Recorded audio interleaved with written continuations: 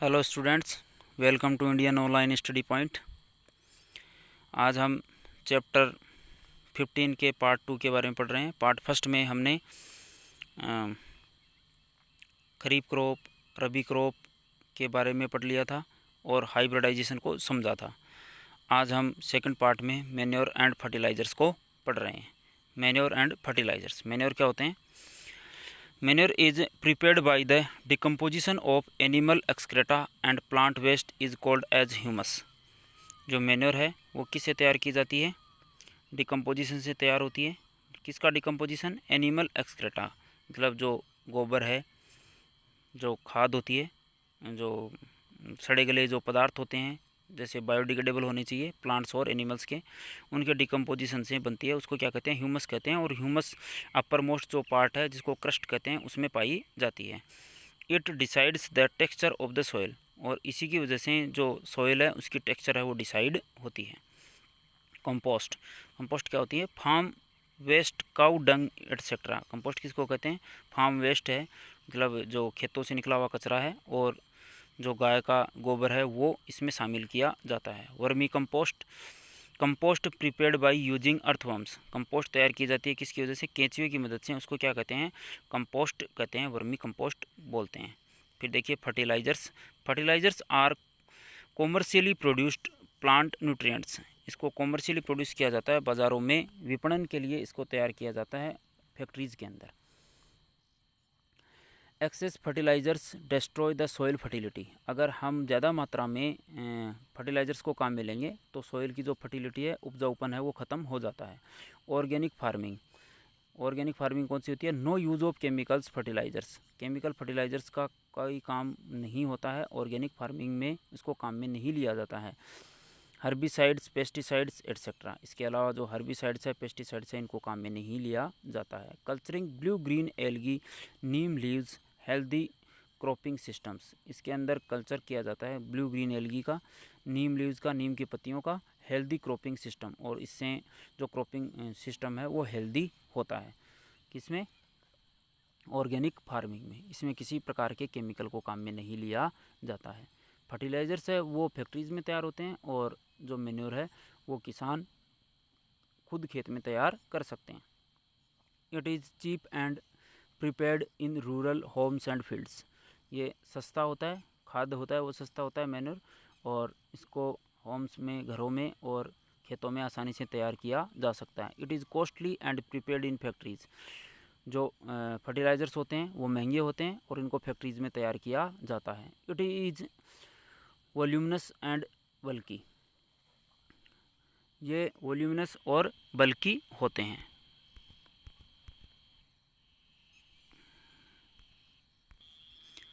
खाद है वो वॉल्यूमिनस होती है और बल्की होती है, मीन्स भारी भरकम और गांठदार होती है। मतलब इसमें बहुत सारे जो इसके जो भाग होते हैं, जो गोबर है, गोबर के अलावा इसमें जैसे सड़ी गली पत्तियां हैं, टहनियां हैं, ये सभी मिलकर क्या तैयार करती है? ह्यूमस तैयार करती है, और उससे खाद तैयार होती है, मैन्योर तैयार होती है। तो ये बल्की होती है और वॉल्यूमिनस होती है।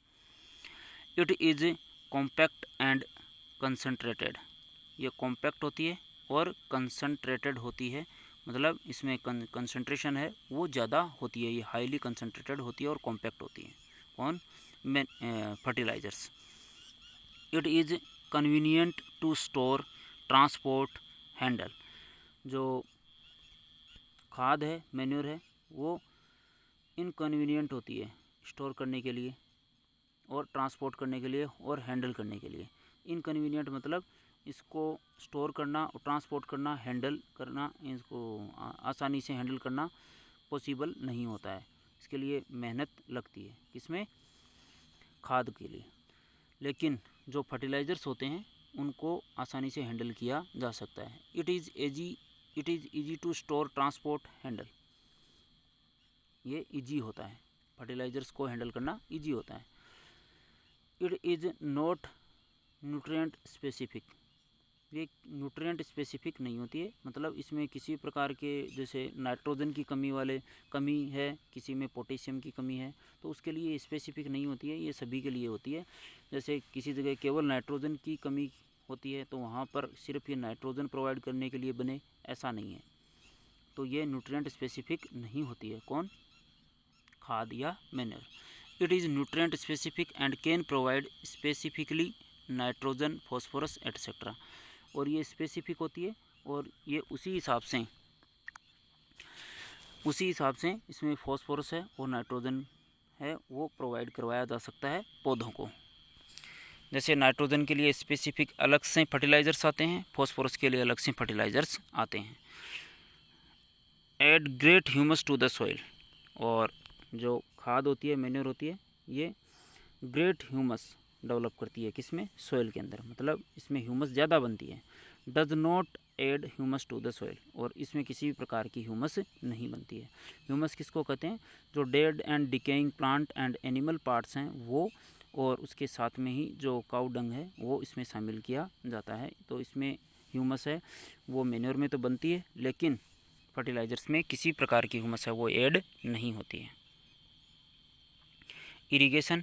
India has variety of water resources. India में बहुत सारे प्रकार के वाटर के रिसोर्सेज पाए जाते हैं, जैसे वेल्स है, कैनाल है, रिवर है, लिफ्ट सिस्टम है, टैंक्स है, रेन वाटर हार्वेस्टिंग के द्वारा है, वाटर शेडिंग है, मैनेजमेंट है, to increase in ground water levels and to check the water flowing away to the सी।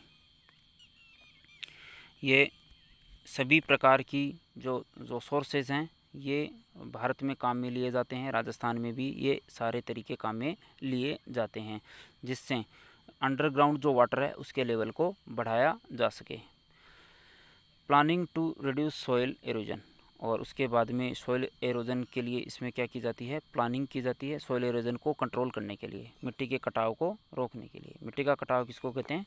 जो अपर मोस्ट जो पार्ट है सॉइल का वो उड़कर एक जगह से दूसरी जगह चला जाता है, हवा के माध्यम से या पानी के माध्यम से जा सकता है, तो उसको क्या कहते हैं?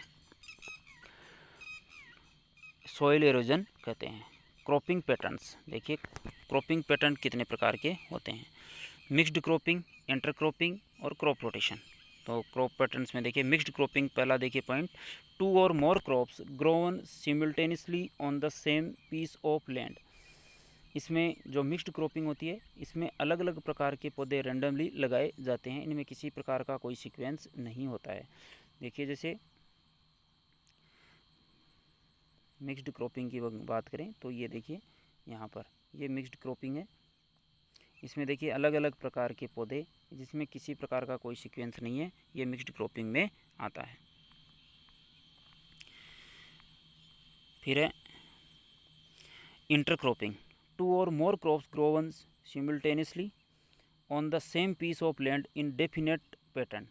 इसमें जो पौधे लगाए जाते हैं वो एक डेफिनेट पैटर्न में होते हैं, वो अलग अलग प्रकार के होते हैं लेकिन एक डेफिनेट पैटर्न के अंदर उनको लगाया जाता है। फिर crop rotation, growing different crops on a piece of land in a pre plant succession. इसमें अलग अलग प्रकार के पौधे लगाए जाते हैं लेकिन वो प्री प्लांट होते हैं, जिसमें एक प्रकार के जो पौधे होते हैं जैसे लेग्यूमिनस फैमिली वाले जो पौधे होते हैं जिनसे फर्टिलिटी बढ़ती है उनको लगाया जाता है, और फिर उससे आगे ऐसे पौधे लगाए जाते हैं जो कि लेग्यूमिनस नहीं होते हैं। तो इस प्रकार ये रोटेशन की करवाया जाता है, जिसको क्या कहते हैं? क्रॉप रोटेशन कहते हैं। एग्जाम्पल में देखिए मिक्स्ड क्रॉपिंग में जैसे wheat gram, wheat mustard, wheat gram, groundnut, sunflower, इनको अगर साथ में लगाया जाता है तो क्या कहलाएगी? Mixed cropping. इंटरक्रॉपिंग में भी साथ में लगाया जाता है लेकिन इसमें पैटर्न है वो फिक्स होता है। सोयाबीन है, मेज है, बाजरा है, काउपी है, ये सब किसमें? इंटरक्रॉपिंग में लगाए जाते हैं। मतलब ये एक तरीके से मिक्स्ड क्रॉपिंग ही है लेकिन इसमें पैटर्न है वो फिक्स होता है। क्रॉप रोटेशन में 2 और 3 crops can be grown in a year depending upon the duration. मतलब जो पौधे होते हैं, उन प्लांट्स होते हैं, उनकी मेचुरिटी पे बेस्ड अलग अलग क्या होते हैं? मेचुरिटी पे बेस्ड डिपेंडिंग अलग अलग जो पौधे होते हैं वो लगाए जाते हैं, जिसमें जिसमें जो पौधे होते हैं वो एक फिक्स रोटेशन में लगाए जाते हैं। कहने का मतलब एक प्रकार की फसल लेने के बाद में दूसरी प्रकार की फसल, फिर उससे बाद में तीसरे प्रकार की फसल। और वो किस पे डिपेंड होते हैं कि उनको किस प्रकार से लगाया जाए कि हमें फ़ायदा हो, हमें वाणिज्यिक रूप से कोई नुकसान नहीं होना चाहिए। तो ये क्रॉप रोटेशन किसको कहेंगे? जैसे एक प्रकार की फसल फिर दूसरे प्रकार की फसल काम में ली जाती है और इनको एक चक्र को पहले से ही फिक्स कर लिया जाता है कि ये फसल पहले लगाएंगे फिर दूसरी फसल लगाई जाएगी। ये क्रॉप रोटेशन में शामिल की जाती है। तो देखिए मैन्योर और फर्टिलाइज़र्स देख लेते हैं एक बार। इसमें ये देखिए जो गोबर की खाद है ये मैन्योर में शामिल की जाती है, और जो फर्टिलाइज़र्स हैं जैसे कि नाइट्रोजन बेस्ड फर्टिलाइज़र, और इसको नाइट्रोजन जहाँ पर कमी होती है वहाँ पर डाला जाता है तो पौधे हैं वो जल्दी से ग्रो करते हैं। किसकी वजह से? फर्टिलाइज़र्स की वजह से। लेकिन इससे ह्यूमस नहीं बढ़ती है, और जो खाद है या फिर मैन्योर है उससे ह्यूमस बढ़ती है। तो आज हमने क्या क्या पढ़ लिया है? आज हमने मैन्योर और फर्टिलाइज़र में डिफरेंस पढ़ लिया है, और क्रॉप पैटर्न्स हैं वो पढ़ लिए हैं, जिसमें मिक्स्ड क्रॉपिंग, इंटरक्रॉपिंग और क्रॉप रोटेशन शामिल है। मिक्स्ड क्रॉपिंग में विभिन्न प्रकार की फसलें एक साथ लगाई जाती है जिनमें किसी प्रकार का कोई सीक्वेंस नहीं होता है। इंटरक्रॉपिंग में विभिन्न प्रकार की फसलें एक साथ लगाई जाती है लेकिन पैटर्न फिक्स होता है। क्रॉप रोटेशन में अलग अलग प्रकार की फसलें अलग अलग एक ही मतलब लैंड पे लगाई जाती है लेकिन अलग अलग समय पे होती है, और ये जो कौन सी फसल पहले लगाई जाएगी उसके बाद में कौन सी लगाई जाएगी ये पहले से प्री प्लान्ड होती है, पहले से फिक्स होती है। तो आई थिंक आपको अच्छी तरीके से आज का सेशन समझ में आया होगा। कम्प्लीटली आप इसको समझ गए होंगे। अब इससे आगे नेक्स्ट पार्ट में कंप्लीट करेंगे। अगर आपने अभी तक चैनल को सब्सक्राइब नहीं किया है तो चैनल को सब्सक्राइब कर लीजिए, बेल आइकन को प्रेस कर दीजिए और लाइक और शेयर करना नहीं भूलना है। तो आज के लिए इतना ही। Thank you.